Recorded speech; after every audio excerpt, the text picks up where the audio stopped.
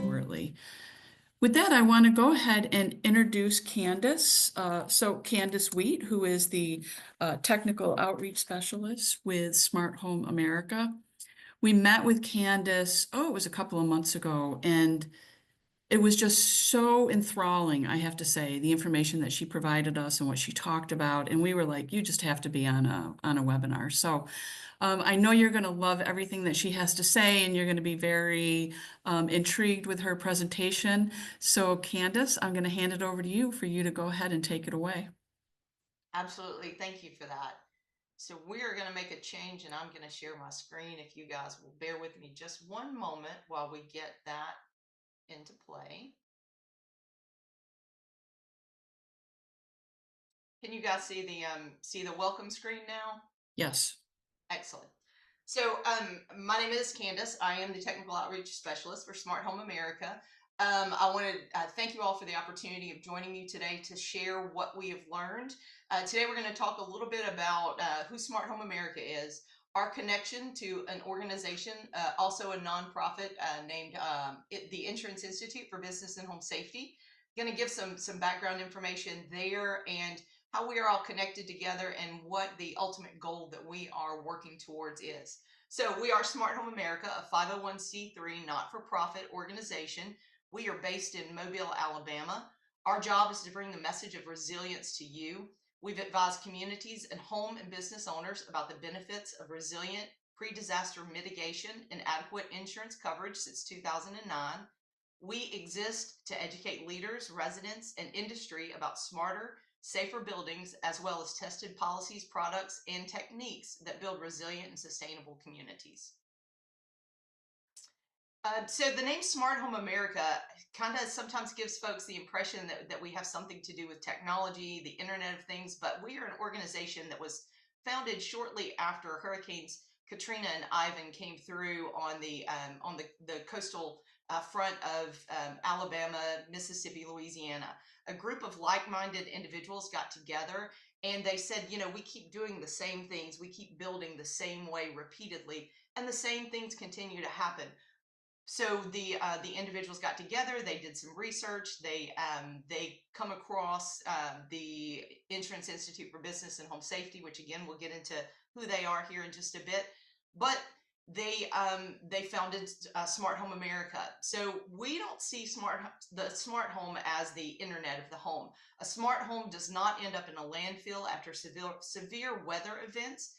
It starts with resilience. A smart home is built or updated to withstand wind and wind-driven rain, will survive rising water, is adequately insured, energy efficient, and then and only then do we worry about the Internet of Things as a part of a home or a business.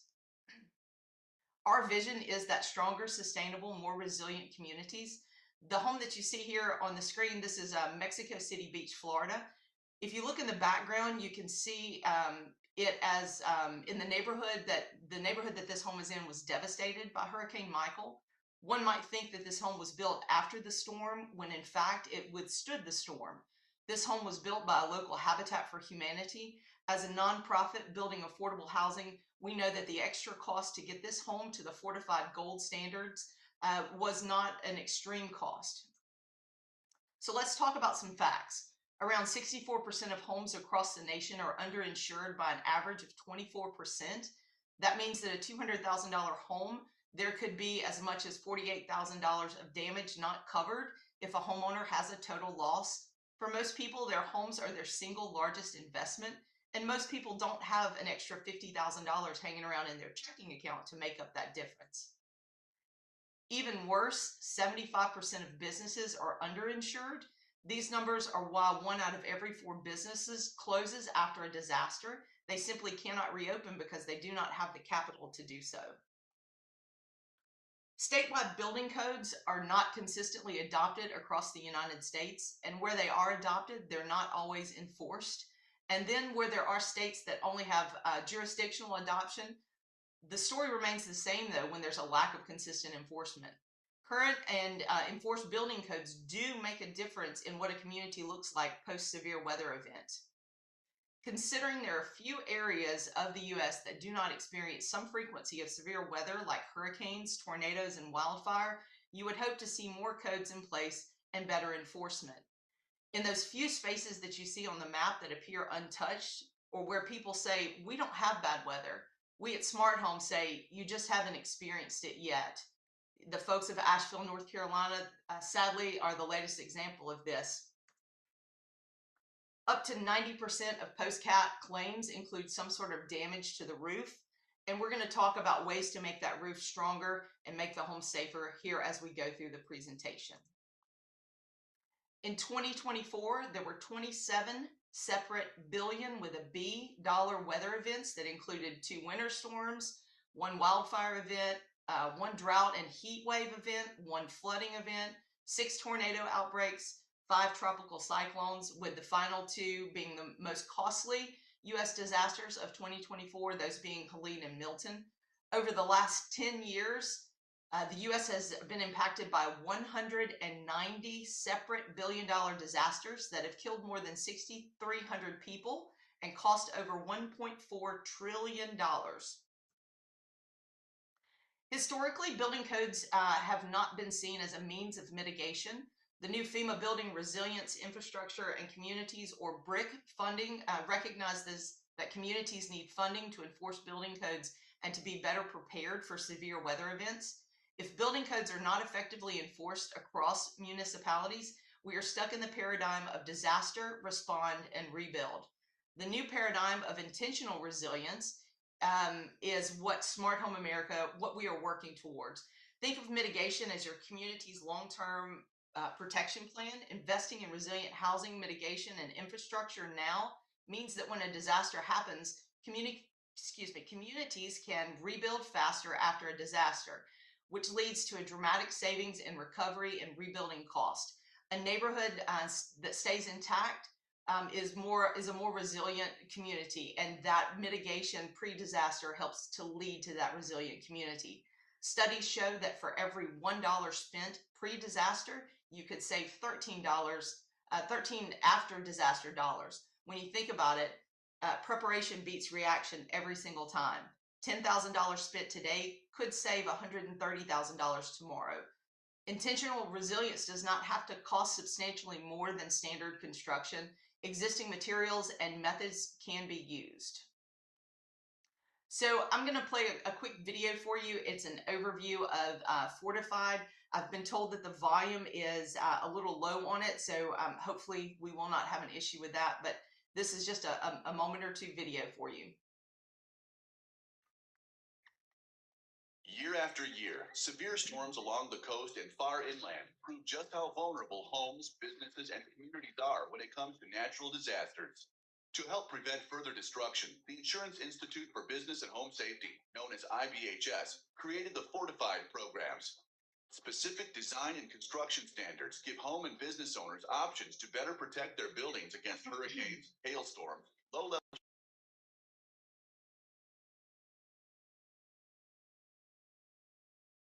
Candace, you have to be unmuted. Fortified programs, all based on objective, science-based building techniques. This video focuses on the Fortified Home program, which addresses the natural hazard posing the biggest risk in a specific area. The construction standards can be used to build a new home or upgrade an existing home. Using data from more than 20 years of storm damage investigations in the field by IBHS and other experts, along with data from laboratory testing at the IBHS Research Center, Fortified Home provides a uniform set of superior building standards, standards that are stronger than most state building code requirements. Homeowners and builders work with Fortified Home evaluators construction and retrofitting process to make sure they achieve the desired level of disaster protection that best fits their budget. The roof, a home's first line of defense against Mother Nature, provides a comprehensive roof system designed to keep both wind and water out. A fortified roof features a wind-driven rain management system for advanced protection against water damage. It also provides superior wind uplift resistance by using ring shank nails, which provide double the strength of nails used on traditional homes.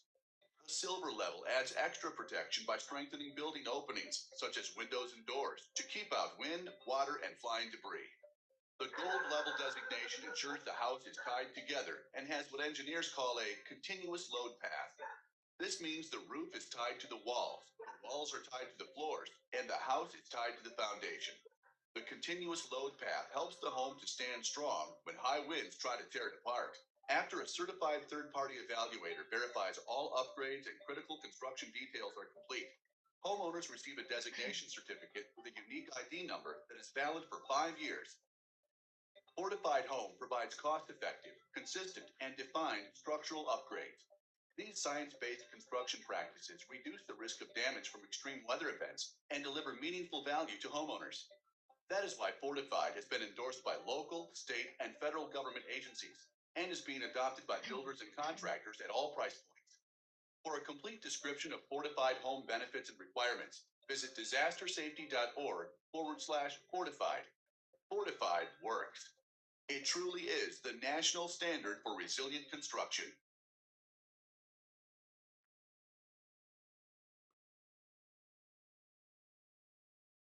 So you got a brief overview of the things that we're going to discuss as this presentation goes along, but I want to talk for just a moment about IBHS, or the Insurance Institute for Business and Home Safety.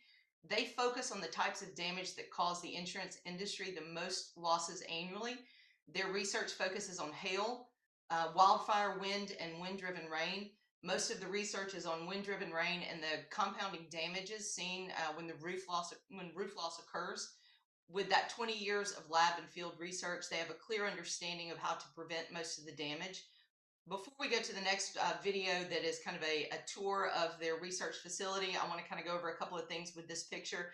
You'll notice that down in the forefront here, this is what they call their roof farm.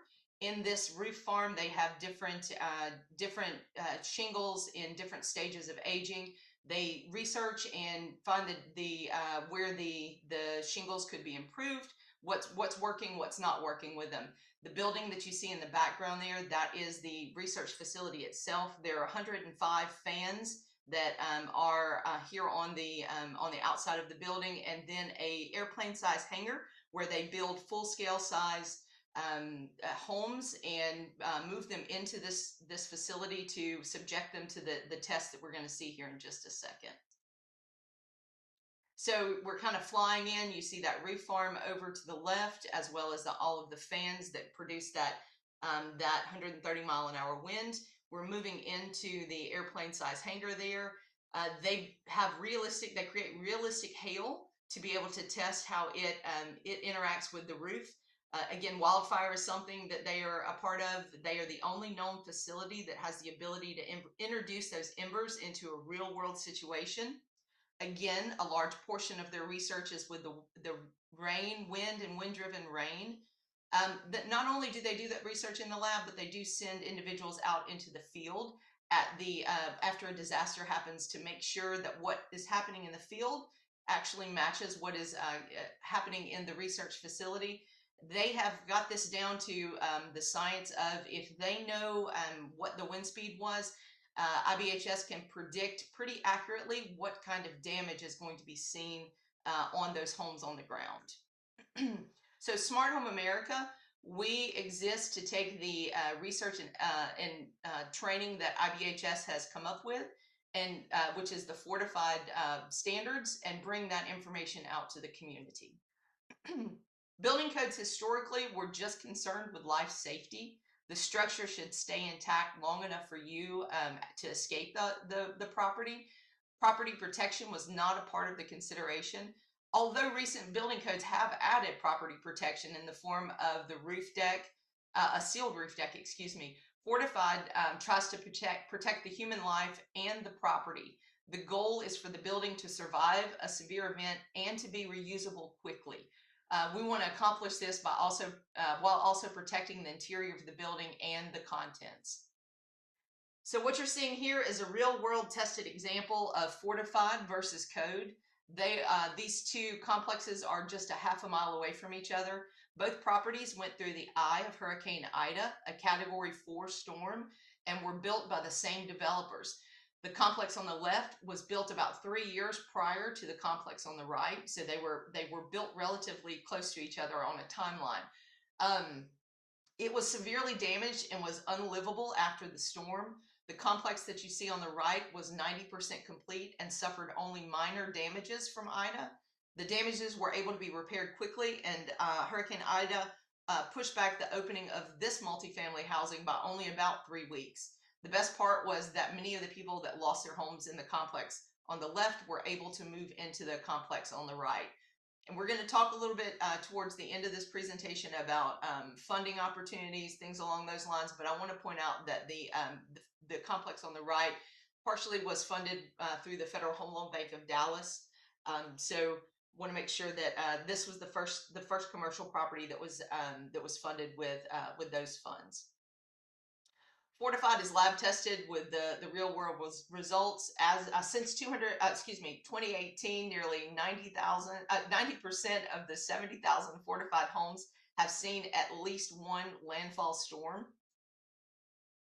The biggest test, the biggest of the tests, even though I showed you the home just a moment ago that was tested with Ida, but the biggest test of Fortified came when Hurricane Sally made landfall on September the 16th of 2020. As it came on shore as a high Category 2 storm. What made Sally so incredibly dangerous, though, was the slow movement that subjected homes to several hours of hurricane-force winds. Nearly 17,000 fortified homes on the Alabama coast were in danger when Hurricane Sally hit. Sally moved between 2 and 4 miles an hour, and that meant that buildings were often in the eye of the hurricane for several hours at a time. Even a low-level hurricane will do extensive damage if areas are subjected to 4 to 8 hours of continuous hurricane-force winds. Many of the fortified homes went through the eye of Sally, so how did they fare during the storm? Nearly 95% of the fortified homes had minimum damage to them. That means that only 5% of the homes even had to make an insurance claim.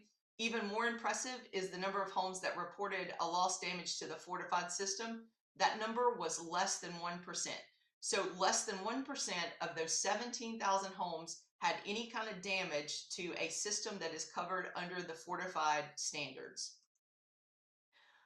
So the homes that you see here in the slide, this is a neighborhood that was in the direct path of Sally when it came through, and this scene was very common. Most of you have seen blue tarps on the top of roofs, and generally that's going to tell us that there was some sort of roof damage to that home. But the fortified home that's in the middle, it experienced no damage to its roof. The individuals that lived in their house, I'm going to show you a video now of the testimony that they had about their experience with their home and the community after this storm. One of the big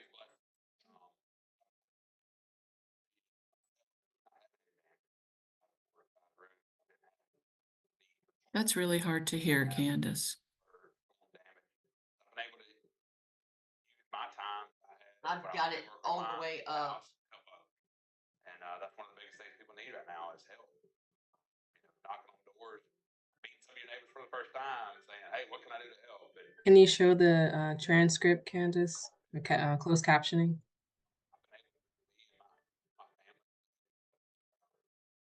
I'll summarize it here in just a second for you guys. So my apologies that the audio wasn't very loud on that. What this gentleman was saying was that the biggest blessing of having the fortified roof was that he was able to help his neighbors. And we all know if you've lived through a disaster, one of the greatest things that you need after is help. And sometimes it's not easy for the folks on the outside to get into those neighborhoods to actually be able to help. But because he didn't have to worry about his home, he was able to get out into his community and meet some of his neighbors even for the first time and be able to assist them in this to start the process to get back on their feet. So what we know post-hurricane damage, and we're going to get into tornadoes here in just a few slides, but what we know post-hurricane damage assessment, newer roofs did do better. Homes built to newer codes did better. Low slope roofs are vulnerable, and installation is key on those. Garage doors are damage amplifiers, and we're going to go into detail about damage amplifiers also a little bit later. A sealed roof deck limits the water intrusion that comes into a home. So the graphic that you're seeing on the screen now, excuse me, it's a strong visual depiction that when the right nudges are identified and properly implemented, growth can be exponential. You can see how the numbers of fortified designations have dramatically increased, with the greatest rate of growth thus far happening since early 2020. Designations increased from 25,000 to we're now toppled 70,000. Insurance plus a financial incentive plus policy has made this formula a proven success. So I'm going to stop this video really quickly. There's no audio on this video, but a couple of things I want to point out before it gets moving, because it does kind of move quickly once it starts. This is a 1,300 square foot duplex that was built and moved into IBHS's research facility. You'll see that circle that it's kind of sitting on. That circle is a railroad cart turner. They put the home on this railroad cart turner because the fans themselves can't be adjusted, so they're going to adjust the angle of the home to make sure that both sides of this duplex get hit with the same amount of wind and water. There's one difference in the left side of this duplex and the right side of this duplex, and it's going to be the tape that you see on the seams of the roof deck. It is a modified bitumen tape, and that tape is on the left side to keep the water out. So I'm going to go ahead and start this now, but pay special attention to the side that has the tape on it. So they have kicked up the winds on the home. You see the first thing that always goes is going to be the roof covering. The shingles are coming off of it. The underlayment, you'll see that start to come off of this home and reveal that tape that is on there to seal the roof decks. You know, a roof deck has to have gaps in it for expansion and of the roof deck as weather changes. But when putting this tape onto the home itself, it allows us to keep 90% of that water out. That right side, you saw there was no tape on. So we're getting a visual of both of the sides of the home getting hit. That water is starting to come through and is in the attic. It is saturating the insulation that's in there. You can see here it pouring around the light fixtures. As it goes through, it's dropping about 8 inches of water per hour is the rate that water is coming through. So we're going to take just a moment here, and it's going to show a few more of that water as it pours into the roof itself. We're looking at the inside of the unsealed deck. You see all the insulation that has dropped on the floor. Especially in places where the humidity, you know, when a hurricane comes through and water gets into the home, it's very quickly that mold starts to build into the house. Here we are on the sealed deck side. You'll notice that there was a little bit of insulation on the left there, and that was from where, when they opened up the roof hatch, a little bit of the insulation that had blown around came through that attic hatch and came into the structure. But what I want to point out is, if you lived on the right side of that duplex and this storm came through and you had evacuated, when you came back, there's no way that you could immediately stay in that part of the duplex. It would need to be completely and totally gutted and rebuilt before anyone could live in it.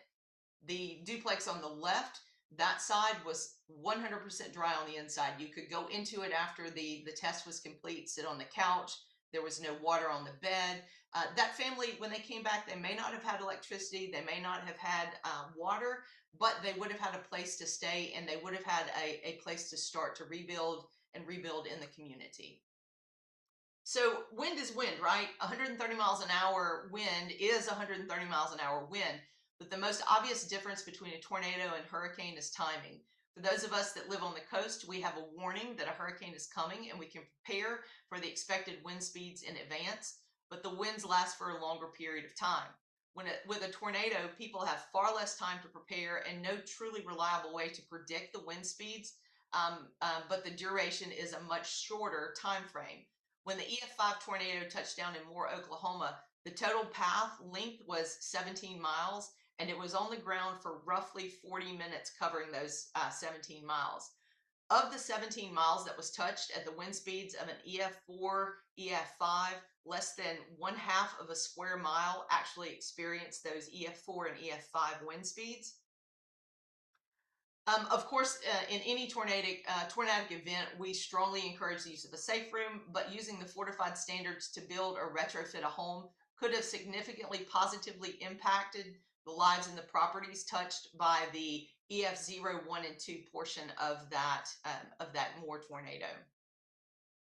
So we can't prevent all damage, and what you're seeing there is the EF4 and 5 type damage. We can't prevent all of that damage, but what we can prevent is what you're going to see in the pan down here, that 0, 1, and 2 damage. All of those are addressed in some part of the fortified standards and the fortified system, whether at either the roof, silver, or gold level. This is all preventable damage. I'm going to skip through this one because it is another video that has audio with it. So when I start this, I'm just going to go ahead and skip through it and explain to you what is going on here. So the picture that you see here, the home, the video showed Mr. Gary, a gentleman who lives in this home. This was a tornado that hit in Alabama. He lives in the home that is in the bottom of the screen here, and it does have a fortified roof, and he's talking about his experience with the fortified roof. The home that is directly next to him, you can see that tarp that's on it, so that tells us that there was some sort of roof damage. But you see here next to it the complete and total destruction and devastation that was in this part of his neighborhood. So let's get into a few more specifics about Fortified Home, and the bulk of this presentation today is about the Fortified Home system. We're going to touch on the multifamily and the commercial towards the middle end of the presentation. But a lot of the things that you're seeing here on the Fortified Home also go into the commercial and multifamily standards. Those standards just go a little bit beyond for some specific things to those types of structures. But a fortified home is a voluntary program. It's verified by an independent third-party person called a fortified evaluator. That independent third party is what makes it so attractive to insurance companies, because there's a set of eyes that have went behind and not just seen, but have documented where the fortified standards have been put into play, and there's evidence that they have been used, that the materials have been installed the way that these standards show. There are two standards, hurricane and high wind. The hurricane is for the coastal areas, more of the coastal areas where hurricanes hit. The high wind is for those more inland areas where tornadoes are more prevalent. Within those two standards, there are also 3 levels, roof, silver, and gold. Each fortified level builds on the one before it. Therefore, all fortified homes have the fortified roof, but to get to silver, you have to have the roof, and to get to gold, you have to have silver and roof in play. Again, there's fortified home, for fortified commercial, as well as fortified multifamily. So there are 3 key components to a fortified roof. The first thing is nail it down, seal it up, and lock it in. I'm not going to talk a whole lot about nailing patterns and things along those lines. I just want you guys to get a broad overview of the fortified program itself. So we start with nailing it down. The roof deck is nailed down with what's called 8D ring shank nails. You know, most of us are familiar with that smooth nail. The 8D ring shank nail has grooves in the nail itself. When those are applied to the roof deck and placed into the rafters themselves, you have doubled the uplift resistance on the roof deck from coming off of the home. Those nails make that big of a difference. We've got the seal it up is our next. Seal it up, that's where we're going to keep the water out of the home itself. That can be achieved in several different ways. Again, with the tape that I spoke about on the duplex, you can use a fully adhered ice and water shield membrane that goes over, and that pretty much seals off the entire roof deck. And you can use a felt material on the roof to keep that water out. And the last way that it can be achieved is with a spray-on foam that happens underneath from the inside of the attic. In certain circumstances, it's not the first choice to do it, but there are certain circumstances where that can also be used. That the roof deck that I showed you earlier in that video, talking about keeping 90% out of the water out of it, It cost about $500 to put that tape onto that that left-hand side of the duplex. $500 kept 90% of the water out. And then the last piece of the roof trio that we talk about is the lock it in. So that's going to address the drip edge on the home. The drip edge with a fortified roof is placed a little bit differently. We want to make sure that those shingles or whatever material is used to cover the roof, that they are locked down tightly and securely onto the roof. When those shingles start to peel off, you saw what happened with the roof in the video.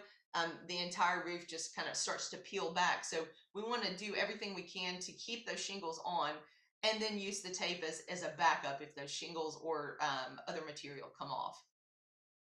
So the expected sequence of damage from the lab results. The first thing we're going to see is the roof covering, soffits and fascia come off. Then the wall covering starts to come off as the wind speeds rise, the roof sheathing, the roof structure, which leads to a total collapse of the building. So this photo that you see is a great example of the damage amplifiers that I mentioned and said we were going to talk in more detail about. If you look here behind the back of this white car, you can see where that garage door was. This home was intact before that garage door was breached during a tornado. This was an EF3 tornado. When that garage door was breached, basically the wind comes in and the house basically explodes on itself from the pressure of the wind coming into it. And the photo on the right shows you the exact same thing happening in the lab test. I tend to say asphalt shingles quite frequently, but those are not the only forms of roof covering that can be used. You see on the screen here metal, tile, as well as the low slope. You can't walk into a box chain store and ask the salesperson for a fortified roof. The fortified system is product agnostic, meaning that as long as the products have been tested and approved, they are allowed to be used regardless of what the name is on that on the outside of the packaging. Other roof coverings that can be installed again are those metal, tile, and low slopes. They must be installed though to resist the design uplift pressures for the site specific home where that roof is being installed. So there is a hail supplement that is offered through IBHS and the fortified standards. The health supplement is optional though, but it can be added to any level of fortified. The hail requirements are for steep slope, impact rated, and low slope impact rated roof coverings. I want to point out though that an impact rated covering may only work for either steep or low slope, meaning one product may work only for the steep, and another one, even though it's been rated for steep, it may not actually work for the low slope. So always check with the manufacturer's instructions when those materials are being purchased. Any skylight that might be installed on a home wanting a fortified designation with a hail supplement needs to be impact rated, as do any solar panels that would be installed on the home. So now we're going to talk a little bit about silver. Silver, when you're looking for the fortified silver, we're taking a closer look at and addressing what we call the damage amplifiers. Damage amplifiers are windows, doors, and garage doors, any porches or attached structures, and gable ends. The garage doors must be pressure rated in hurricane areas. Windows and doors must have impact protection. When gable ends are 36 inches or greater, they need to be braced accordingly. And chimney bracing must be addressed. All of the attached structures have to be anchored to the foundation as well. And I've got a video that I'm going to show you here in a few slides that will explain all of that very clearly for you as to why. There are a variety of different impact rated opening protection systems. It's not a one size fits all kind of thing. Shutter systems are one of the ways that you can protect the openings. You also have the corrugated metal, polycarbonate, the fabric, and in areas where the wind speed is less than 130 miles an hour, wood paneling is acceptable. The key here is that the way that those protection panels are connected to the home, it has to have a permanent anchor. Even though you don't have to leave the metal up all the time, it does have to have a permanent anchor. And again, that's in hurricane areas. If a tornado is coming through, no one is going to take the time to try and put something over their windows. It's mainly get to a safe spot. So this video doesn't have any audio with it. It's a animation showing that garage door and how that garage door plays into effect with the damage amplifier.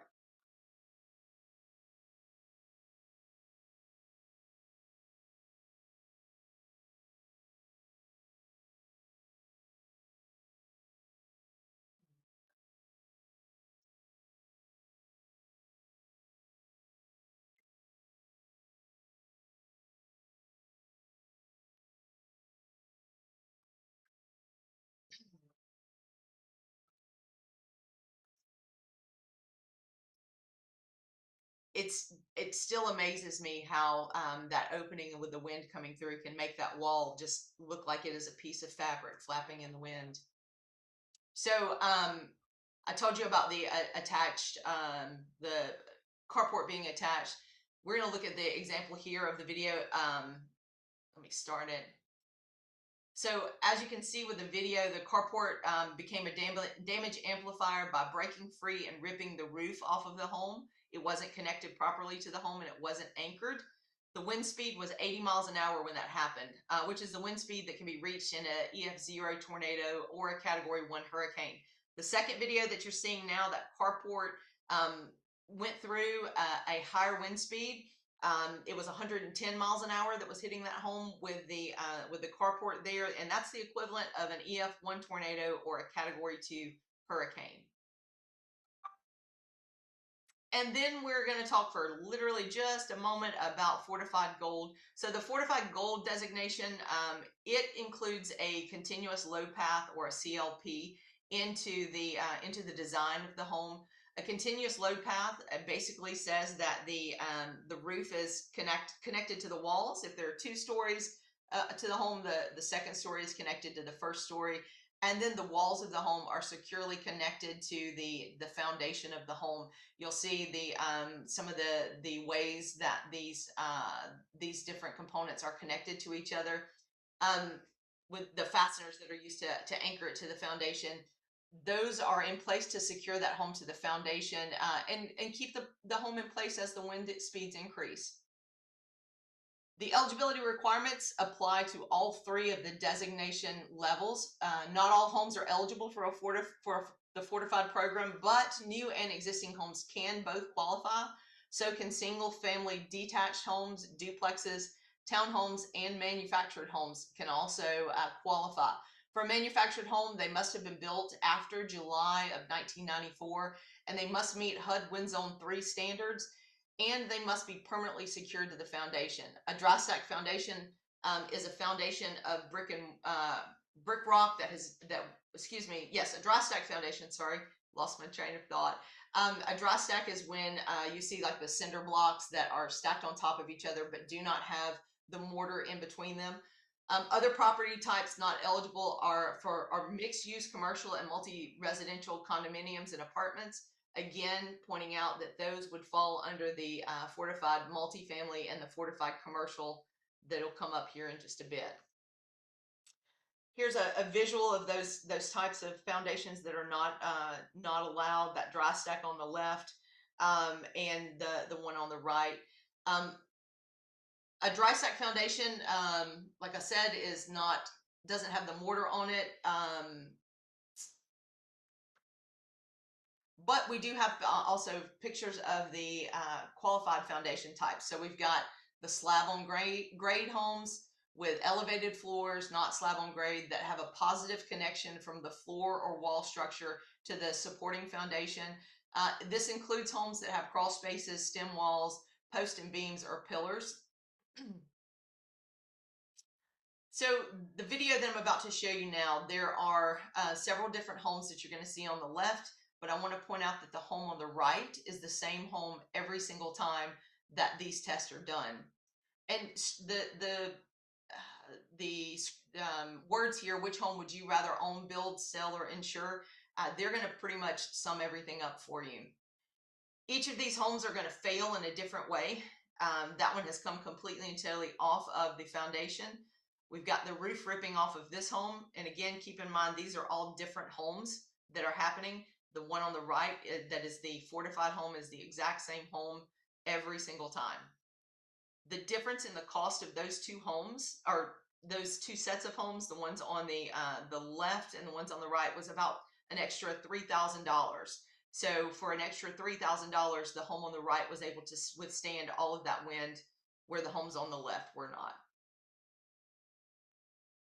All right, so I mentioned briefly in the beginning the Fortified Evaluator. So we're going to talk now about that Fortified Evaluator. Again, one of the strengths of the Fortified program over any other Beyond Code method is the requirements for verification by a trained, independent third party. Every Fortified Home project must have a certified Fortified Evaluator involved. Again, every Fortified Home project has to have a certified Fortified Evaluator. Only a Fortified Evaluator can collect the data and submit the project to IBHS for certification. Fortified Evaluators are certified by IBHS, but I want to make sure you understand they are independent agents. They will work with each person on the project and with IBHS to make sure that everything is done correctly. Evaluators are the go-between for questions and guidance for the Beyond Code construction, and they are a valuable tool for the homeowner to understand, but also for the roofer or contractor or fortified professional to kind of work with to make sure that everything runs smoothly. Homeowners and contractors are free to choose any active certified evaluator listed in the directory. Once an evaluator is chosen, though, communication between the contractor and evaluator is very vital. If you've ever replaced a roof on your home, you know that that process can be a very quick process. So the evaluator needs to be aware of when the installation is happening, because they are going to be needed on site for some of the documentation we're going to talk about.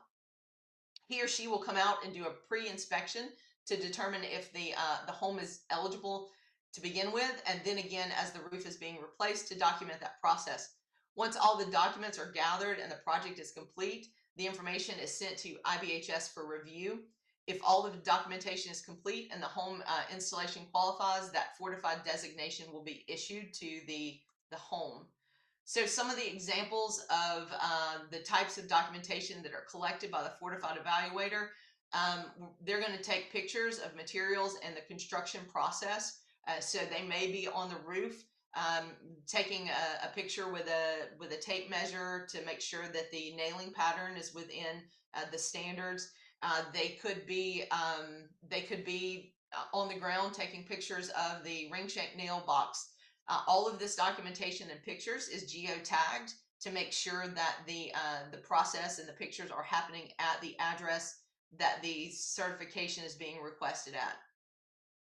They have they may collect the test reports or the manufacturer's documentation to show that yes, these shingles do match and they have been tested and they are to the fortified standards. And then the fortified compliance forms. So it's important to verify that the materials that are being installed anywhere on your home, regardless of whether it is with fortified or not, to make sure that they are tested and to determine how well they're going to stand up to the wind. Again, these product evaluation forms may be a part of the documentation used by the evaluator to verify compliance with the fortified standards. If you have any questions about a certain product testing, you can always check with that evaluator and have them explain it to you. So finally, once the evaluator has compiled all the necessary information and documentation, it is submitted to IBHS for review through their online portal. IBHS review typically takes 5 to 7 business days. If the submittal meets the requirements of the Fortified Home Standard, then IBHS will issue a fortified designation, and then they notify the evaluator, who in turn notifies the homeowner and sends that homeowner the certificate. If the submittal for some reason does not meet the requirements of the Fortified Home Standard, the evaluator, the evaluation and documentation will be returned to the evaluator with a report of issue. Correction to the documentation and correction to the home can be made, and the evaluation can be resubmitted for review at that point. So depending on what happens there, just because if it gets kicked back the first time, that doesn't necessarily mean that the home can't get the approval at that point. So who are evaluators? The ideal candidates for evaluators come from a backgrounds in home inspection, adjusters, construction management, or engineering. But the field is open to anyone who is willing to undergo the necessary training and who possess the required skills and knowledge base. Home inspectors, we see a lot of home inspectors. It's something that they can add to their business. You know, as they're doing their home inspections, it's just another piece that they can add to their business, and they are generally very qualified in making sure and looking at the different pieces of the fortified system there. So the picture that you're seeing now, that's kind of what the certificate looks like when it comes. The fortified designation certificate or certificates, they're transferable between homeowners since they're tied to the property's address. They're valid for 5 years. Redesignation after 5 years is necessary mainly to verify the expected remaining life and condition of the roof covering. Homeowners receive a renewal notice from IBHS prior to that expiration. Many evaluators also send out reminders, so be sure to check with the evaluator that is chosen to see if this is something they do. But IBHS is also going to send out that postcard notification. The designation can be renewed for another 5-year term by having the redesignation inspection conducted by the fortified evaluator. That inspection focuses on the roof covering and any changes to the system covered under the fortified program that the designation was received for. Fortified homes seeking redesignation without re-roofing and are only eligible for what is called the Fortified Home Existing Roof Designation. It's not a brand new roof that was put on there, so they're going to get that designation, which still, depending on where you are, would qualify you for discounts off of the wind mitigation part of your homeowner's insurance. So as I stated, that after that 5 years, and it's tied to the address, not to the homeowner. So if the homeowner sells their home, that is a certificate or a designation that transfers over to the new homeowner. There was a study done by the University of Alabama that showed a potential 7% increase on the value of a home by having the designation on the home. So, you know, that's another selling point for individuals as they are moving from one home to another. If their home has this designation, it could potentially increase the value of the home. After that 5 years, when the redesignation, basically the evaluator is going to come out, they're going to take some pictures. They're looking to make sure that the roof covering matches the pictures that were taken originally. That if the home has a gold designation, that there haven't, or silver or gold designation, that there have not been any carports or sunrooms attached to it. I have a lady who contacted not too long ago from Orange Beach, Alabama, and they had put a lift on the outside of the home because it was built on the pillars. Unfortunately, they did not engage that evaluator prior to the work starting, so it's caused a little bit of an issue in getting it. So I say all of that to say it's better safe than sorry if you're in a situation where you have a fortified, to get that evaluator involved if there's any possibility. Putting the solar panels on the top, that could cause a redesignation issue.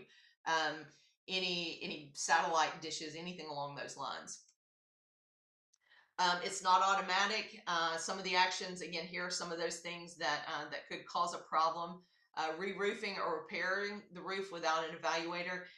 If you've seen a house that's had a part of the roof repaired, a lot of times you can tell where the colors of the shingles are different. That's going to be a red flag immediately to go, hey, what's going on here? If it's silver or gold, then we're looking at if doors are the same, if the windows have been replaced, even down to adding a doggy door, that could potentially cause a problem in the redesignation process. So again, the evaluators are the key component to all of this working the way it is supposed to work, because they are kind of the ones who are the eyes on the ground, the boots on the ground, seeing what's going on with the home as it moves through the cycles.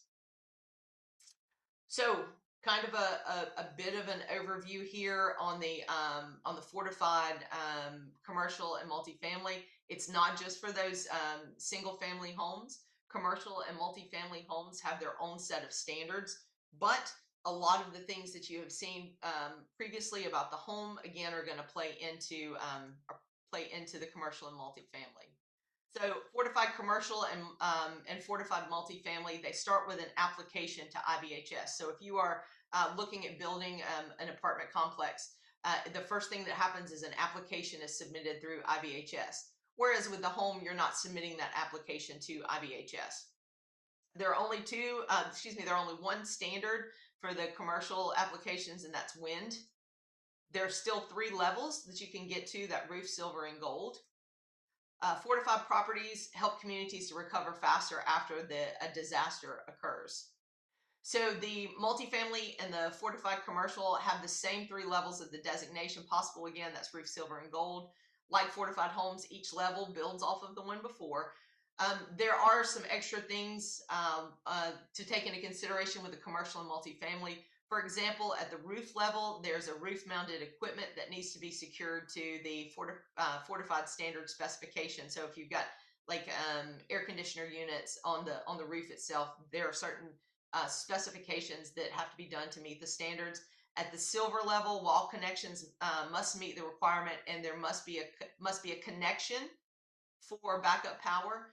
At the gold level, there must be on-site backup power for critical utilities. So you have to have the connection at silver, but you have to have the backup power on the gold level. So the University of Alabama study showed that the return on investment for resilient construction can be as high as 72%. That makes resilience a sound financial decision and demonstrates a commitment to the tenants that you are committed to their safety and the safety of their property. In that same study, a survey was offered to 1,000 renters. 74% of those renters stated that they would be willing to pay higher rent to live in a resilient building. The certificate, it's a certificate, not a designation, that goes along with the commercial and multifamily. You submit the fortified multifamily eligibility application for each build. Then you would work directly with IBHS authorized fortified multifamily evaluator to document and verify the compliance during construction. So those folks are not the folks that might live around the corner doing home inspections. These are specific companies that have been trained for the elevated risk as a multifamily unit that may be seen, and then IBHS issues that fortified multifamily certificate. That certificate verifies compliance. It allows for the possibility of incentives, and it shows prospective buyers and renters that the units that are built to those fortified standards. To find a fortified roofer, professional, or evaluator, you can go to fortifiedhome.org, or you can visit smarthomeamerica.org. In the upper right-hand corner of both websites, you're going to find a link that says "Look to find a professional." When you click on that link, it's going to take you to a database that is maintained by IBHS of individuals who have taken and passed all of the certification to be either a professional, a roofer, or an evaluator. As it stands today, in February, to put a fortified roof on, you don't have to have that certification to put the roof on. That is going to change when the standard updates go into effect in November. But there are individuals out there who are currently have taken and passed that certification. The difference there in the roofer and professional and a fortified evaluator is the evaluator has to have taken and passed all of the tests and the classes that go along with it to get that. Let's see. So on this slide, you see a copy of what the page looks like for the fortified standards.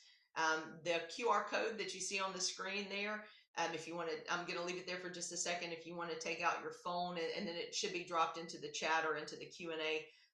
That will allow you, that will take you directly to the IBHS Fortified website and to what the standards are. If you want to kind of dig down into those nailing patterns and all of the specific details of what the uplift speeds need to be for this area. You can go and you can look at their standards.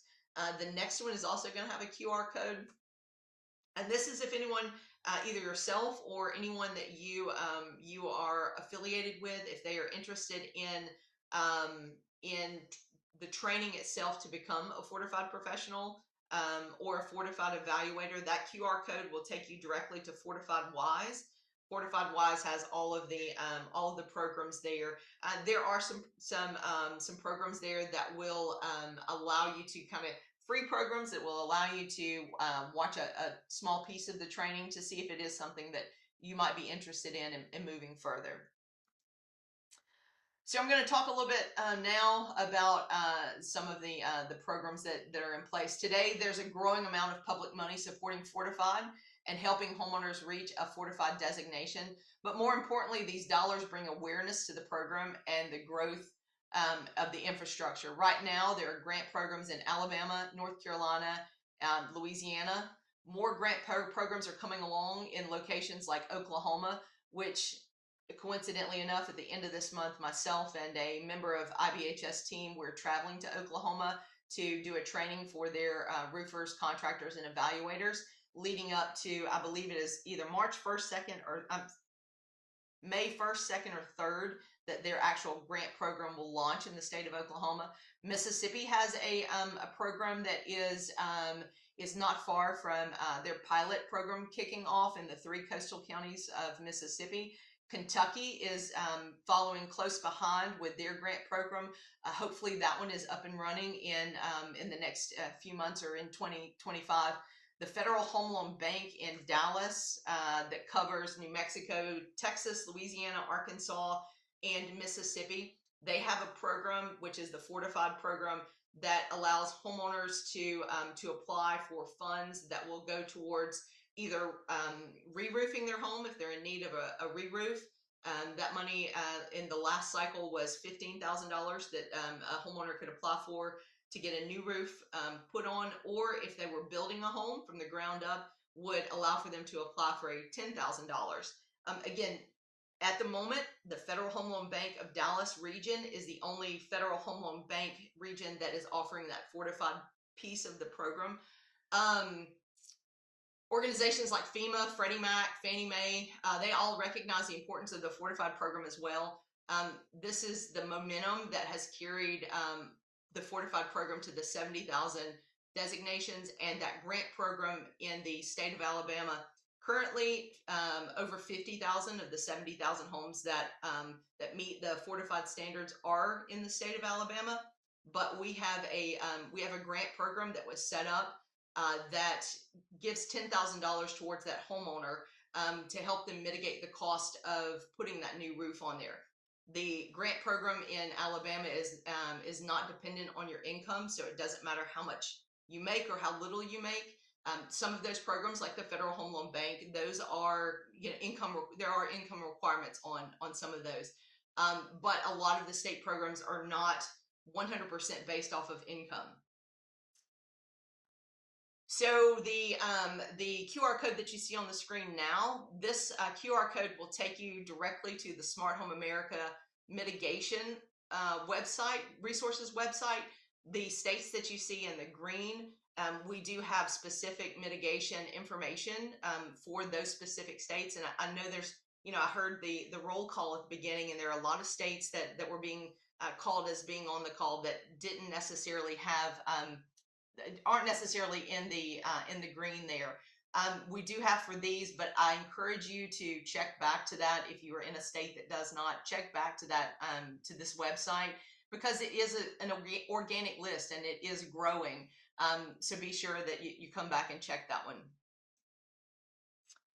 There is a lot of insurance companies will offer a Fortified roof endorsement to homeowners. So basically, what that endorsement is it's put onto the insurance policy, and I'm going to speak specifically about the one here in Alabama. So our insurance here in Alabama is a little bit different than as far as the Fortified programs go. It's a little bit different. when the Fortified program really started to gain traction and the grant program was launched, our state said, hey, if you are an admitted carrier in the state of Alabama, then you have to offer a discount if the home has reached some level of fortified designation. And I'm going to show you a chart here on the very next slide. But because that was put into place with the admitted carriers in the state of Alabama are offering, they have to give a discount. Now, the state didn't say you have to give a 17% for this, a 25. They didn't say that, but they said you had to give some sort of discount. With the roof endorsement, what that is that add-on to the insurance policy that says if the roof fails and a new roof needs to be put on through the insurance claim, the insurance company will pay the difference to get it from just a standard roof to the fortified roof. In Alabama, that endorsement runs around $150 to $200 per year. There is more information on ibhs.org about the roof endorsement. So what you see on the screen now is the discounts, and these are the Alabama discounts. On the coastal areas, you're looking at, for a roof, you're looking at 25 to 35% discount for the fortified roof, 35 to 45 if you have the fortified silver, and then up to 55% discount if you have a fortified gold for the wind mitigation portion. As you move inland in the state of Alabama, it does decrease a little bit, but the chances also go down that you're going to face one of those events. So we've got a hurricane. So we've got 20 to 25 for the roof, 25 to 30 for silver, and then a 30% minimum discount for a fortified gold on the inland areas of Alabama. States like Louisiana, they have discounts that are in place. There are states where there are insurance organizations or insurance companies where you may talk to your insurance agent and they're like, I have no idea what you're talking about. That's not uncommon. Even for insurance companies that are here in Alabama that offer those discounts, their agents in New York may not know anything about the Fortified program. We are here to help and assist when those types of situations come up. We can't force an insurance company to give a discount, but we're here to help and assist in that process. All right, so we're going to shift gears just a little bit, and we're going to flip over to wildfire, the IBHS's program on wildfire. It's called the Wildfire Prepared, and it is a program of IBHS. The QR code that you see on the screen here, that is going to bring you to their specific website. So up to 90% of homes destroyed in a wildfire are ignited directly or indirectly by embers. I showed you in the earlier video, I showed you where the home was burning. That again is one of the focuses of IBHS in their research facility. We're going to get another video here in just a few that's really cool. Once a home ignites, there's a 90% chance that the home will be a complete loss once it starts. Once a home ignites, firefighter intervention is needed to stop that fire from consuming the home. Often in wildfires, firefighters are helping with evacuations and are simply outnumbered by the number of homes that are burning. And sadly, California, I mean, that's just devastating what we're seeing out there in California, and the work that the firefighters were and emergency workers tirelessly working day and night, but they were just outnumbered with the number of homes that were on fire. This is why preventing the ignition in the first place is key, and we want to prevent it in the very beginning. So the importance of the let me see here. Let me back up for just a second. The wildfire prepared homes must have 6 inches of vertical non-combustible inches at the base of their walls and 5 feet of a horizontal non-combustible around the home itself. Because of the research that is done on this, we know the importance of these two elements together. Entirely non-combustible is even better, and would be included in the plus designation. But this research allows us to make the program more accessible because we understand how the homes work together as a complete and total system.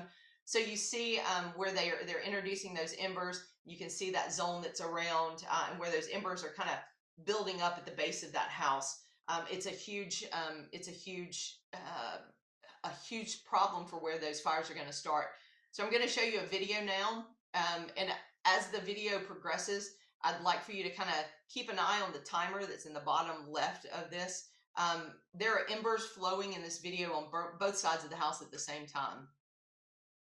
You can kind of see the embers coming in there if your screen is big enough. It's just, I lose my words when I see this video, and I see how quickly the wood chips that are around that home catch fire, and just how fast that home is consumed. You know, I don't want to sound dumbfounded, but for those of you who live in the areas where wildfire, it's a reality for you every day that you have to think about. On the right hand side, instead of the wood chips that are there, you can see that it's non-combustible material that is in that 5 feet zone. There are screens around the gutters to help keep those embers out of the gutter itself. There are no shrubs, and you can see the shrubs on the left hand side. Those are all factors in pulling those embers and giving those embers fuel, which then turns to the home.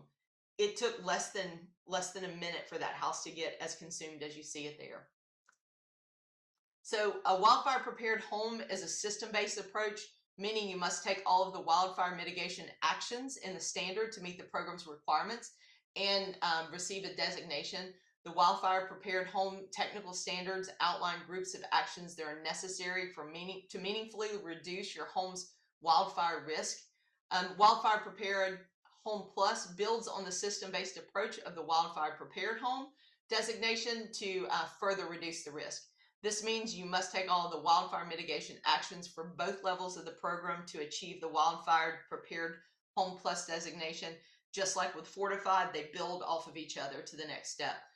Whether you're upgrading your home or building a new one, it's never too soon to take advantage of additional steps to meet the requirements of the wildfire prepared home. So your home may meet all of the prepared, and you want to take it to the next level with that plus designation. Requirements for the wildfire prepared home and the prepared home plus go above guidance for most local jurisdictions based on the steps. The latest IBHS wildfire research has shown that these are effective. There's a lot of information on that slide as well as this slide. I encourage you to go to IBHS's website on wildfire prepared. It's going to break everything down for you. Again, it's a voluntary program to meaningfully distinguish a property from unmitigated and partially mitigated properties.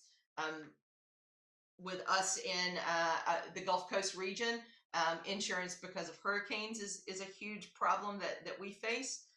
With those folks that live in the wildfire prone areas, it's the wildfires that cause those insurance companies to up and leave. It's something that you guys had faced before this latest wildfire, but it will continue until there is a better solution that will keep those insurance companies there.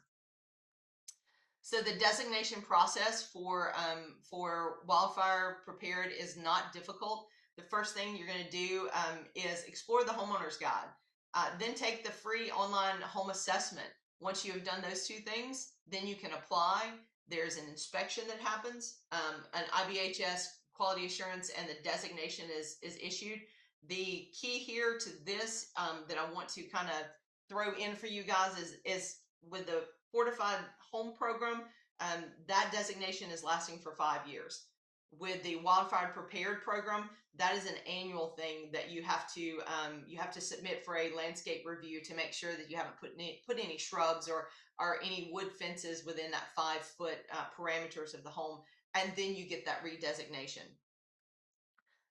So this video that we have here, just a great visual depiction of how much of a difference 5 feet on the side of a home of non-combustible material and the walkway that's here, how much of a difference that can make.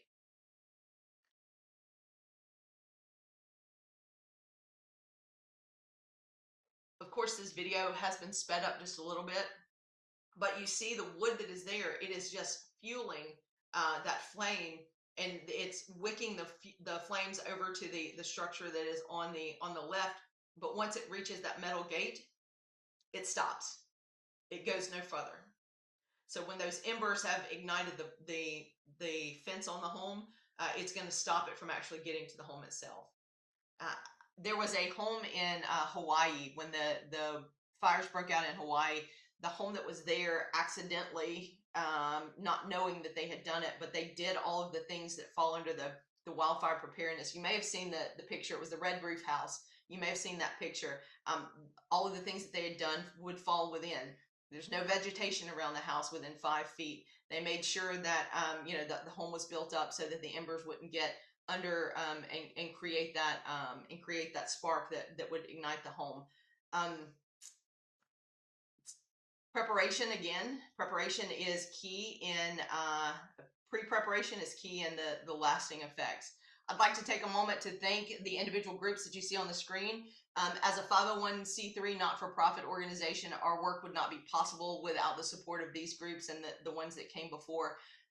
If you would like to take your phone out and use your camera to capture the QR code that is there, it will give you a link back to Smart Home America, as well as my contact information. If there is any questions that I can answer that we don't get to today in the Q&A, I can be reached there. If in 2 weeks you come up with something that I should have asked this, I'm also here to answer those questions for you.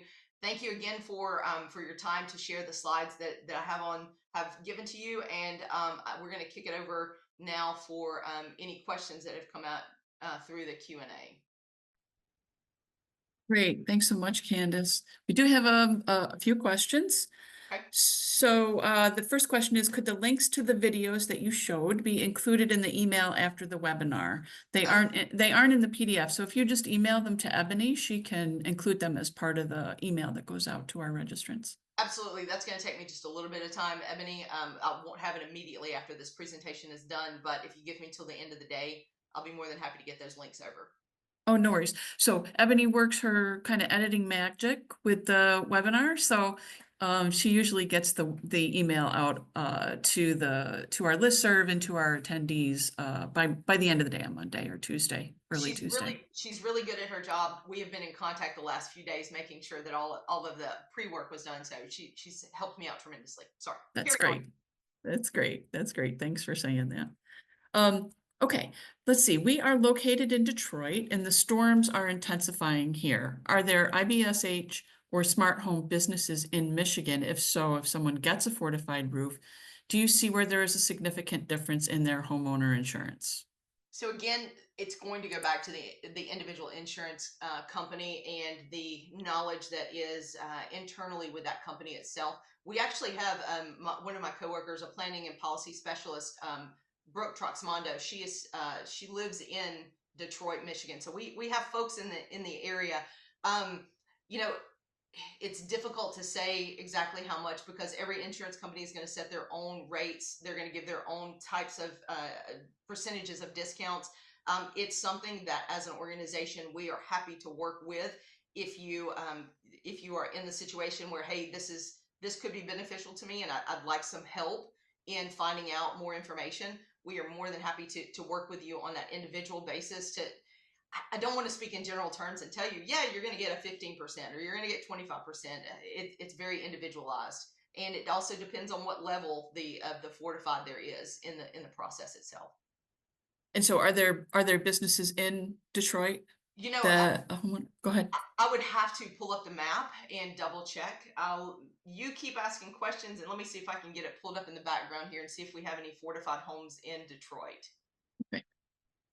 So essentially, though, if somebody from a state has a question about their state, that map that you showed that we also linked in the chat, is it the mitigation map?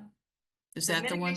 The mitigation map is there, but there are 31 states that have across the United States, 31 different states have homes or structures that have received a fortified designation. So, we're growing. The bulk of them are going to be in the South, but we do have, as far as I know, Colorado, California, we have a couple in New York, New Jersey. We do have homes across the United States that have the designations. Okay, so would it be best if somebody reached out to you, or if they have a question about their state, that because it's not on the mitigation map and they're wondering if there is an opportunity? Absolutely. If they will reach out to me with a specific request or specific question, then I can answer it more specifically for them. I know that kind of sounds redundant when I said it, but if you'll reach out with the specific request you have, more than happy to get that answer for you. That will, or at least get you in the right direction of how to get the information from the insurance company. Give you the questions that you need to ask to kind of lay that foundation to get the knowledge. So I do know that you addressed this when you spoke, but I'm going to ask the question again because it was asked a few times in the Q&A. So people are really interested in this part. How does one get certified as an evaluator? And could potentially our construction manager at our organization obtain the certification? Absolutely. So that Fortified Wise, and it's let me jump back really quickly. Michigan has one home that is fortified at this point, and it's a roof it's a fortified roof just north of, looks like, Harrison Beach, in just north of that area, close on the Indian Lake. Sorry, I didn't want to lose that one. That's the Detroit one you're talking about, right? Correct. Okay. So the fortifiedwise.com website is going to have all of the training listed on it. I'm going to go ahead and pull that one up for you. You can share screen if you want, I think, and show it. Someone else is sharing, so I'm going to send that request. Ebony, if you can let Candace share. I think she's working on it. There you Yeah, go. she is. So this is the Fortified Wise website.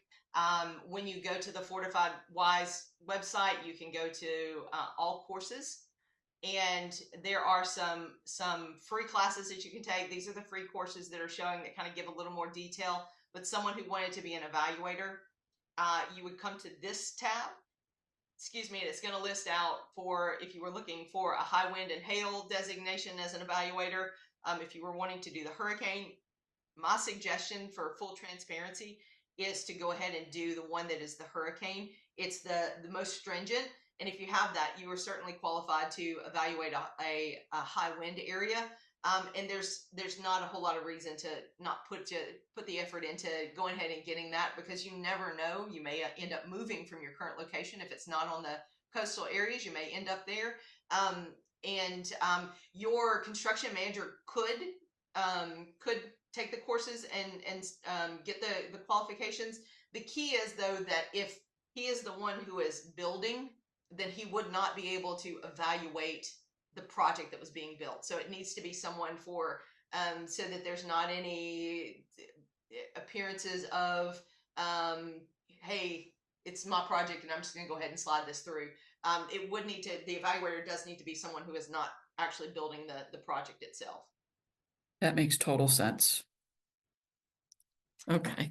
If you are a nonprofit, and you are interested in either your construction manager taking the roofing or the professional course, or you are an individual who is a evaluator or potential evaluator who is has the potential to work with a nonprofit, please reach out to me and let's talk through a couple of different options that we may have to kind of assist in that process.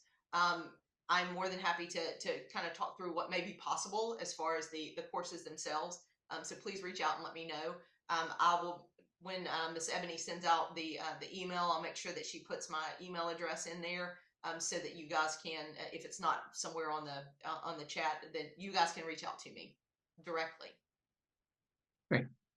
And then, somebody asked about a specific state, but I mean, in general, is there a place where somebody can find whether or not there's a certified evaluator in their area?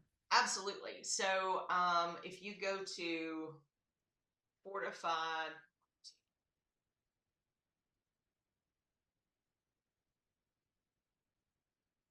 fortifiedhome.org, to their website, that Find a Professional button is right here. When you click on that button, it gives me choices of find an evaluator, find a roofer, find a professional. I'm just going to click the roofer. If you're Alabama. sharing your screen, we can't see it. Oh, I can see it. Oh, you can? I Okay. can. All right, thanks. So I was, for a second, I was panicking. So Alabama, alphabetically, it pops up, not just because we lead in the number of designations, but let's say you are in, let's say you're in Texas. So when I pull up Texas, see the dots that are in other places. Those are companies that may be headquartered in South Carolina or headquartered in Las Vegas. I'm sorry, Los Angeles, but they do work in Texas.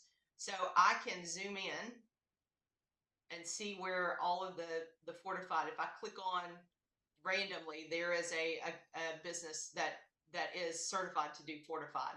I can choose to just look at evaluators. And again, scroll in.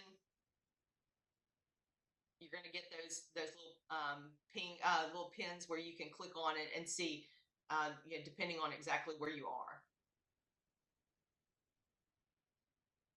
And I popped the link that Candace is talking about into the chat for folks.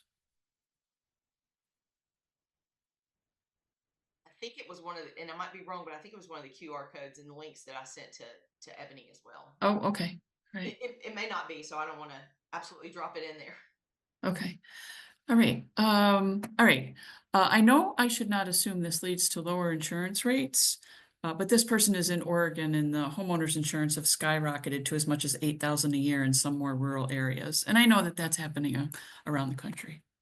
Absolutely. And you know, it's one of those things where it takes a lot of work to get to the point where it is widely known. Again, in Alabama, we've been for 15 years. Smart Home has been out in Alabama, and this is where we started. We've had discounts for quite a while now in Alabama, but it's not necessarily something that is just because we have it here, it's automatically going to be there. But it's also something that may be there, but the insurance agent that you're working with doesn't necessarily have the knowledge or know where it is in that list of things that they have to choose from to drop down to be able to apply that discount. So I encourage you to reach out to your insurance companies and ask them the question: is there a Fortified discount? If they say, I don't know what Fortified is, that's where we as an organization come into. We are here to educate. We are here to support. We are here to pass that knowledge on so that they can find. You know, there's some companies, again, that have it all the way across the state. I'm working with one individual insurance company that is all across the United States now. We're working to get all of their agents trained in the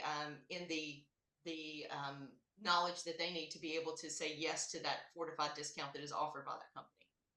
Did you want to say something? Okay. Yeah, thank you. I was just going to ask a question on that. So on Alabama, was the discount implemented through the legislature or through the insurance commissioner? And is there some easy path in a difficult environment? You know, Bruce, there's no easy path where All insurance right. is involved.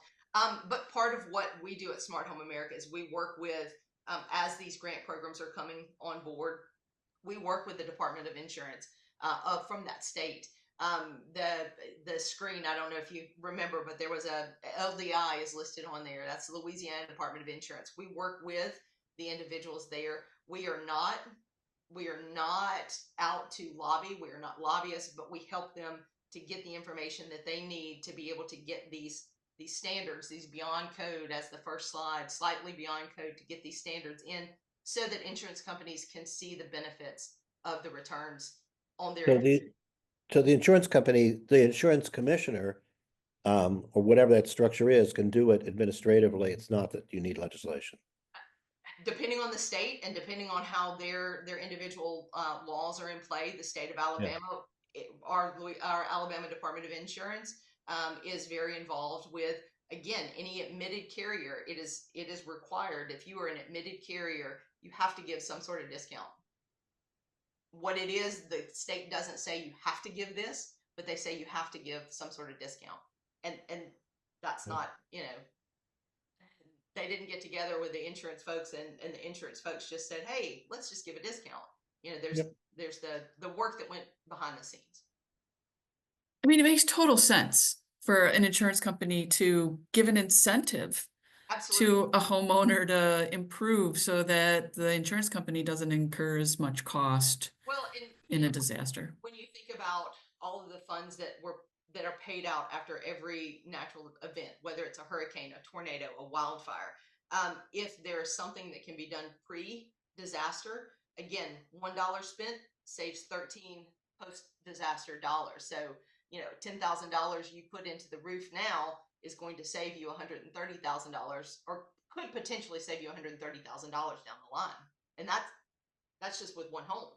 You know, that's a lot of money that the system doesn't see having to be spent, which in turn means that the other, you know, the homes that are down here are not filing claims, so it positively affects all of the insurance in the state of Alabama, because those claims in Orange Beach and Gulf Shores and Dolphin Island are not having to be paid because the homes haven't been damaged to the extent that they could have been. Right. Right. Okay, is the data of certified homes publicly available? Like I can search and say how many homes are fortified in my state. No, it's not something that you can get to there. It's an internal website that shows what those numbers are. If you have questions about it, I am more than happy to if you'll shoot me an email and just say, hey, I'm in Oklahoma. How many homes are fortified? I can get that information for you, but it's just that website itself is not. But currently, over 70,000 Across the country. across the country. And I'll say to people that when we first talked with Candace about all of this, I was like, the next time I get my roof done, I'm getting it done this way. And I'm in upstate New York. So it's kind of an impressive way to do your roof. You know, it's kind of on a personal note here. I was in a different career, in a different industry for about 15 years. And seeing the videos, as someone who grew up on the Mississippi Gulf Coast and now lives in the Alabama coastal region, seeing the video of the difference that just a few small steps, it actually played in part in my decision to leave that 15-year career and work for a nonprofit.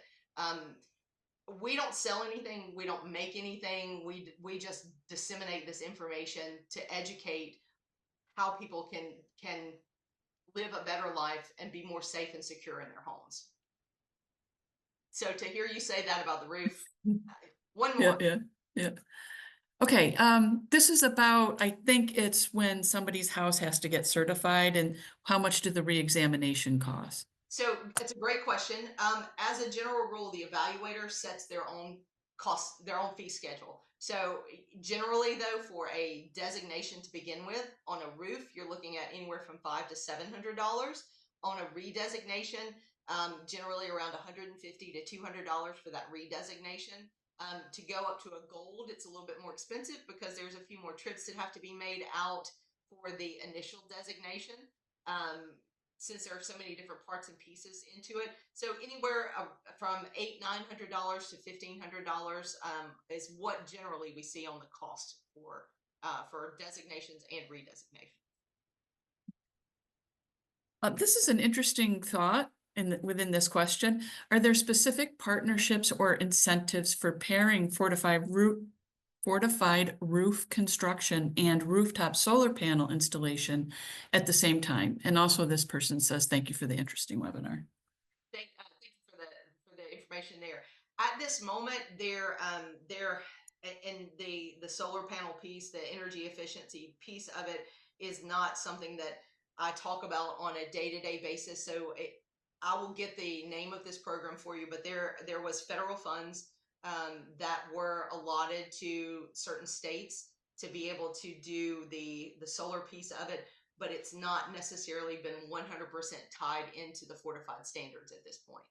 You know, you can obviously put the fortified on there, which again, when you go through those statements, even if you go and just look at Alabama's, if your state is not green, look at Alabama's for the, you know, things like tax credits, the incentives that go along there. A lot of those would still apply in your specific state. But there's not one that I'm aware of that is going to tie Fortified directly to something like putting the solar panels on. But I want to double check myself on that one. I told the folks before we got on here, if I'm not 100% sure about it, I'd rather double check that information. So if you shoot me your contact information, I will get a firm answer on that for you. Great. I think you talked a little bit about this, but are there any state programs that target Fortified grants for low-income homeowners?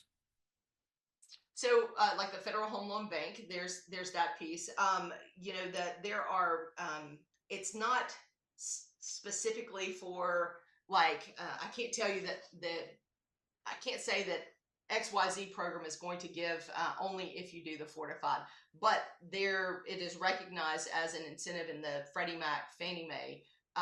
FEMA has recognized Fortified through the BRIC programs. So there's not one specific program that I can tell you, yes, this one is going to be for low to moderate income families. Other than the Federal Home Loan Bank in Dallas, that one I do know that there are income guidelines that are specific there. Okay. And then is there a list available of insurance companies that currently, excuse me, work with Fortified discounts? Unfortunately, I do not have a master list. That I would love to be able to say yes to that and tell you, here's the link, here's where you go look at it. If